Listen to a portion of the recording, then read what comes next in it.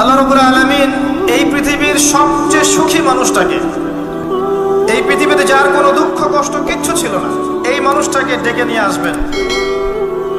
ডেকে নিয়ে এসে জাহান্নামে ঢোকাবেন এক মুহূর্ত সময়ের জন্য, ধরেন 1 সেকেন্ড বা 1 ন্যানো সেকেন্ড। এরপরে বের করে নিয়ে আসবেন, নিয়ে এসে বলবেন পৃথিবীতে কি সুখে ছিলে? সেই ব্যক্তি বলবে সুখ কি জিনিস হে আল্লাহ আমি জানি না। আমি কি বুঝাতে পারছি ভাই? সুখ কি জিনিস আমি জানি না। আর আল্লাহ রাব্বুল আলামিন এই পৃথিবীর সবচাইতে কষ্টে থাকা মানুষটাকে ডেকে নিয়ে আসবেন, এনে জান্নাতে ঢুকাবেন, ঢুকে এক মুহূর্ত সময় রাখবেন, বের করে নিয়ে আসবেন। বলবেন পৃথিবীতে কষ্টে ছিলে? সেই বান্দা বলবে কষ্ট কি জিনিস আল্লাহ আমি জানি না। এটাই সেই আয়াতের ব্যাখ্যা বলা যায়। আল্লাহ পাক বলেছেন কুল্লু নাফসিন যায়িকাতুল মাউত, প্রত্যেকটা নফস বা আত্মা মৃত্যুর স্বাদ গ্রহণ করবে।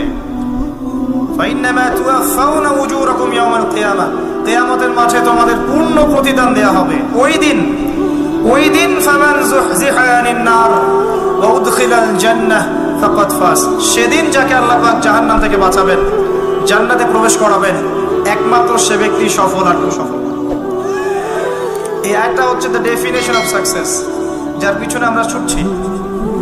আমরা সাফল্যের পিছনে ছুটি না।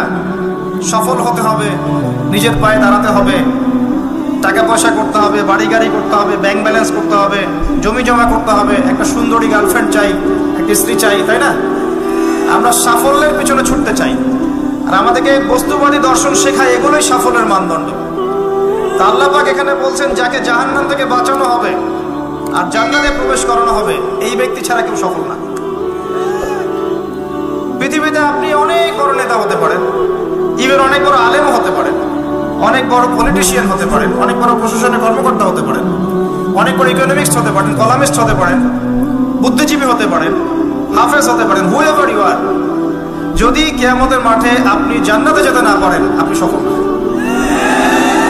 আর পৃথিবীতে যে মানুষ মুদির দোকান করছে, ভ্যান চালাচ্ছে, রিক্সা চালাচ্ছে, বারবার সেলুনে কাজ করে, কৃষক কৃষি কাজ করে, যাদেরকে মানুষ চেনেও না, ঈমান আছে, 5 ওয়াক্ত নামাজ পড়ে, ছেঁড়া কাপড় পরে থাকে, এত মান মর্যাদা নাই, ভাইরাল না, মানুষ চিনে না, গভীর রাতে তাহাজ্জুদ পড়ে, দেখবেন এই ব্যক্তি যদি কিয়ামতের মাঠে জান্নাতে চলে যায়, এই ব্যক্তি আমার চেয়ে সফল, কোনো সন্দেহ নেই।